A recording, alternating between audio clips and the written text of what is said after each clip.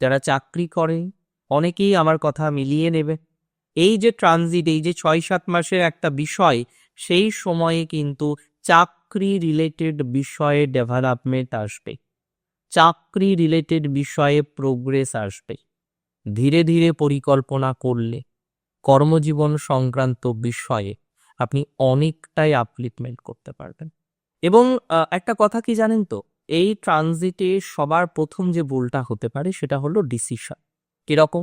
অনেক অফার পাবেন, অনেক সুযোগ পাবেন, কিন্তু প্রত্যেকটি সুযোগকে সঠিকভাবে, স্টেবলভাবে আপনাকে গ্রহণ করতে হবে।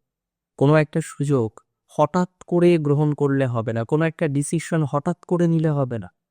যে ডিসিশন আপনি নেবেন খুব ধীরে সুস্থে স্থিরভাবে, স্থির গতিতে আপনাকে ডিসিশন নিতে হবে। সো যদি ধীরে সুস্থে ডিসিশন নিতে পারেন, দেখবেন খুব ভালো অফার পেয়ে আপনি এগিয়ে যাচ্ছেন। এমন কিছু অপরচুনিটিস পাবেন না, দীর্ঘদিন এই অপরচুনিটিস আপনি পাননি, এতটুকু তো দায়িত্ব নিয়ে বলতে পারে। খুব ভালো অপরচুনিটিস প্রাপ্তির সংযোগ রয়েছে।